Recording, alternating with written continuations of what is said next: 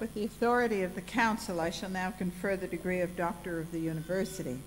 I call upon Vice Chancellor Professor Roy Webb to read the citation.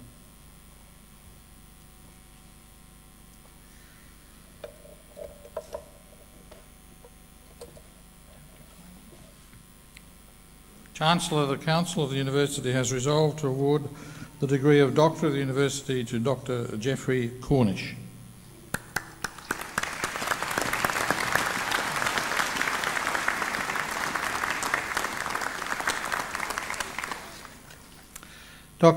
Geoffrey Cornish was born in 1921 in Perth. That's fine. We've got to go on for a while yet. Geoffrey Cornish, I repeat, was born in 1921 in Perth. I mean, that itself is a cause for congratulations. Although he left high school at 14 years of age, his ambition was to become a medical doctor. He completed his leaving certificate, called matriculation, at night school, while employed as a cadet in the chemistry department at the University of Western Australia, and then successfully applied for a short service commission to train as a pilot with the Royal Air Force in England. He intended to use the offered £500 gratuity as a stepping stone towards a medical degree. He was en route to England when World War II was declared. In 1940, he was posted as a bomber pilot and completed several missions before he was shot down and captured in the Easter of 1941. It was while he was interned at Stalag Luft 3 and deeply involved in the preparations for what has become known as the Great Escape that Geoffrey Cornish began his medical training under the tutelage of a fellow prisoner of war, Dr. Norman Montuy. Before the escape attempt, he was transferred to another camp with Dr. Montuy and acted as his assistant and interpreter. After the war, Geoffrey Cornish returned to Australia. In 1951, he completed a degree in medicine at the University of Melbourne, where his surgical tutor was Dr. Edward Weary Dunlop, Sir Edward Weary Dunlop. Dr. Cornish's first appointment was in central Tasmania, providing medical care to immigrants that contracted to work on the emerging hydroelectric scheme. Due to its geographical isolation and a high rate of industrial and heavy truck accidents, Dr. Cornish, with the support of the whole township, started his own blood bank. This was the first Red Cross blood bank to be established outside a capital city. In 1953, he took up a position at Druin in rural Victoria. The blood bank he set up at the Warrigal Hospital became the model for all regional blood banks throughout Australia. In 1956, Dr. Cornish joined a group medical practice in Frankston, Victoria, and specialised in anaesthetics and resuscitation. Working on a voluntary basis, he founded and became the regional director of the Red Cross Transfusion Service. He also volunteered to organise rehabilitation programs when the National Heart Foundation opened its first regional branch in Frankston. Geoffrey Cornish moved to the Gold Coast in 1980, and he has since devoted his time to heart and lung disease rehabilitation and prevention. He was a founding member of the National Heart Foundation regional branch on the Gold Coast. The Cornish Walking Program was originally devised by Dr. Cornish for his wife, following her second heart operation in 1972. It is a community-based program which encourages people to exercise as part of their heart rehabilitation program and can be duplicated anywhere in the world. The program received international recognition at the 4th World Congress on Cardiac Rehabilitation at Broadbeach in 1998. Dr. Cornish continues to devote his time, energy and resources to the community. At 80 years of age, he works over 12 hours a day conducting the Cornish Walking Program called Heart Over Heels. He is currently Vice Chairman of the Gold Coast branch of the Council of the Ageing, as well as a former member of committees associated with recreation for the handicapped and the Blue Nursing Service. In addition to his commitment to the community, he has an active medical practice at Benoa, focusing primarily on older Australians. Dr. Cornish has been a member of Rotary since 1953 and in 1985 was awarded a Paul Harris Fellowship. In 1993 he was named Gold Coast Citizen of the Year for his contributions to the Gold Coast community. In the same year he was awarded a Medal of the Order of Australia for his contribution to medicine, particularly in the field of heart rehabilitation. In recognition of his outstanding service to the Gold Coast region, the Gold Coast City Council named a 2 kilometre walk along Broadbeach in his honour. It is fitting that Griffith University should honour Dr. Geoffrey Cornish in recognition of his distinguished contributions to medicine and to the community. Chancellor, it is with the greatest pleasure that I present to you Dr. Geoffrey James Cornish for admission to the degree of Doctor of the University.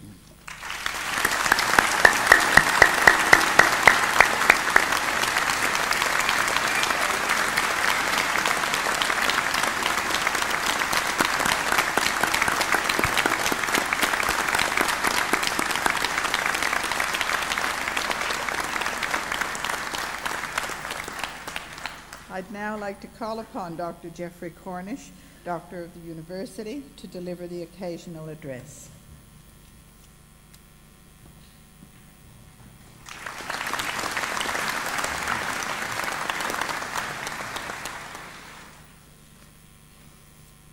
Chancellor Lillian Ford, Vice-Chancellor Roy Webb, members of Griffith University Council, fellow graduates, distinguished guests, ladies and gentlemen.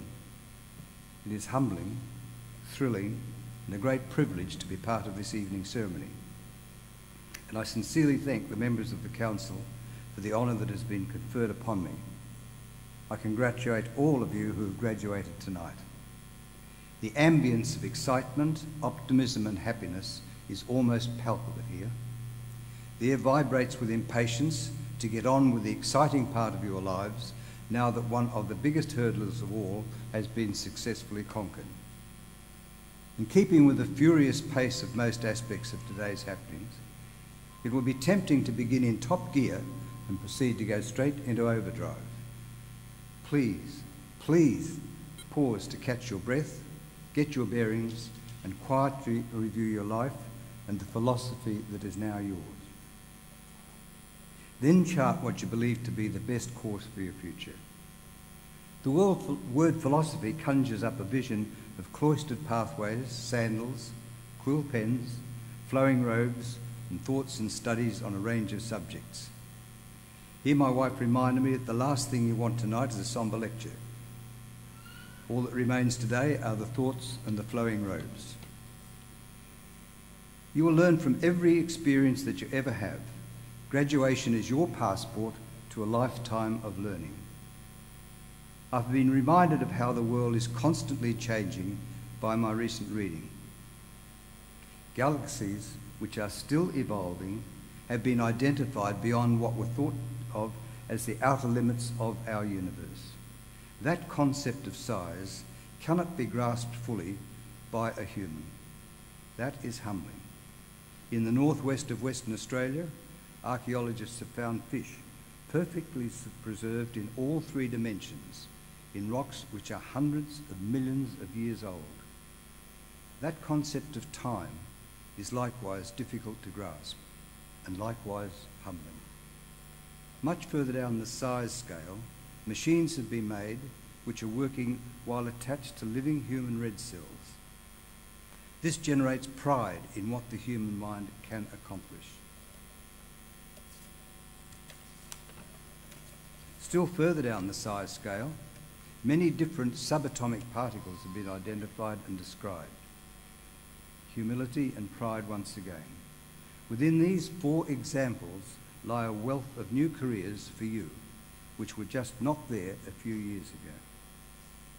Continuing to learn in your career pathway should always provide that tingling feeling in the pit of your stomach. You must reiterate, yes, this is it, and then keep going. If not, your pursuit of wisdom should take a new direction. Subtle changes in direction are usually of your own choosing and carefully planned. The most drastic are forced upon you by persons or events over which you have no control. In my own case, the declaration of war on Germany sent everything spinning and plans were in limbo. My neat philosophy was in tatters and rapid adjustments had to be made. As you heard, after training, I flew for 6 months in a bomber squadron, where your expectation of life was 6 weeks. That was at the age of 19. We were a pretty wild bunch because we virtually had no future.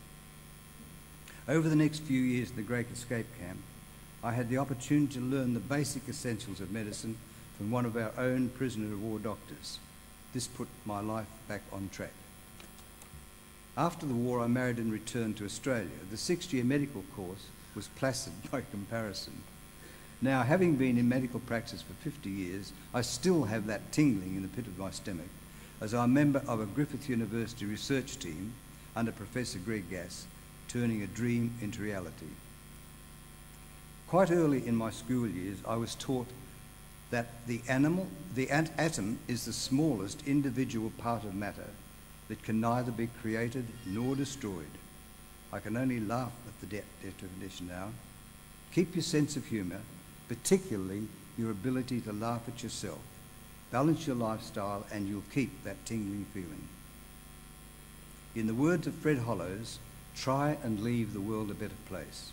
For the ladies here, I quote Betty Cuthbert, that lovely lady confined to a wheelchair with multiple sclerosis.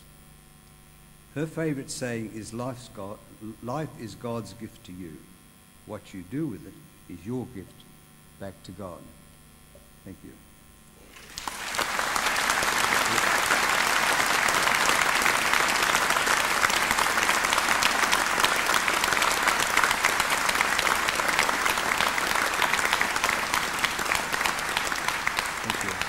If I may add, I'd like to add a PS on the suggestion of Professor Roy Webb that I relate an anecdote from the prisoner of war days in the Great Escape.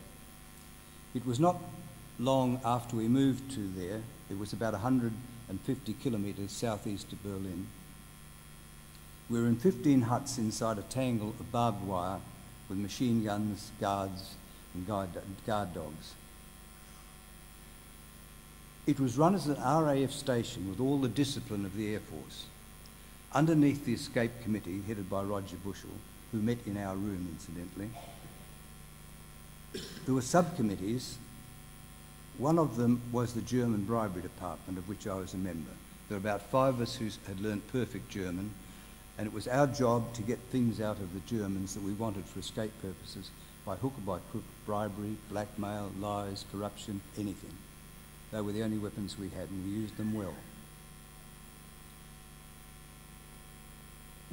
Through those means, we got parts from a German radio, and we'd assemble it to listen to the BBC News. The Germans had pinned it down that the radio was in our hut, so they decided to search us. The head who kept us in camp was Jimmy Higgins, we nicknamed him. He was the head of the guards who were there to make sure we didn't get out. He was firmly in our pay, as were some of the other guards. One night he came into us and said very urgently, "The Gestapo are going to carry out a secret raid on this hut at 3 o'clock this night in the morning.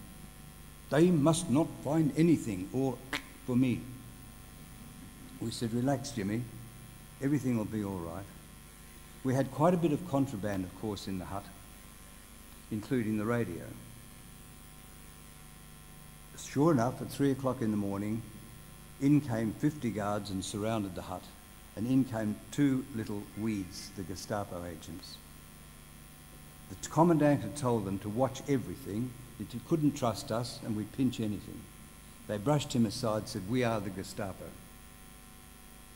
Commandant shrugged his shoulders. He had warned them. He had warned them in front of his own officers, so he had witnesses. They set up, the huts were long, narrow gables with a central corridor right down the centre and rooms on either side. They locked the far end, and at this end they put a small table, and one stood on each side of the table, and searched us as we came through. They gathered quite a lot of evidence which we meant them to find and let them find, and they heaped it very proudly on the table. But it was a hotter and stickier night. This is mild in comparison. and they decided to take their coats off, and they hung them beside us over there and resumed the searching. The next guy through was a Queenslander called Bush Parker. He was a real bushy, but he was a professional magician and sleight of hand expert. As he went past, he dropped a compass, a small one, on the floor. He scooped and picked it up, and the Gestapo man said, "Give it to me, open your hand." Bush pretended he didn't understand German. He was one of our best speakers of German. And when the guard eventually got it open, there was nothing there. Bush scratched his head, and of course the compass reappeared. Finally, he was on the floor pretending to be ticklish, and the Gestapo man was trying to search him. So he called his mate over to help him find this compass. Over came his mate, and finally Bush gave them the compass, and he sauntered out. The Gestapo men straightened their dress and looked around. There was not a soul left in the hut. The table was bereft and quite empty. And as they turned around to report this to the commandant, they put on their coats and went out. When they got to the gate and were asked for their passes, they weren't there. They demanded that the chap on duty tell the commandant straight away. He said, "What, this hour in the morning? Oh, no, no. You guys have been disguised before. You will wait until the commandant's had his breakfast, and then I'll ring you." They suddenly realised what a predicament they were in. And they walked very disconsolately right around the camp, which was almost a kilometre round, hands in pockets, and they knew that their life was in great jeopardy. After daylight, the commandant came over with a smile he couldn't keep from us and asked what the trouble was. They told him that they'd lost their passes to get out of the camp. They'd also lost their Gestapo identity badges, also they found. "Don't worry," said the commandant, "we know where they keep these things." He strolled round the corner into the next hut, and of course we gave them straight back to him. So he brought them round and he said to the Gestapo, he said, "There, I knew where to find them. We have this camp under complete control, and we won't be seeing you again, will we?" Nor did we, for the rest of the war. Thank you.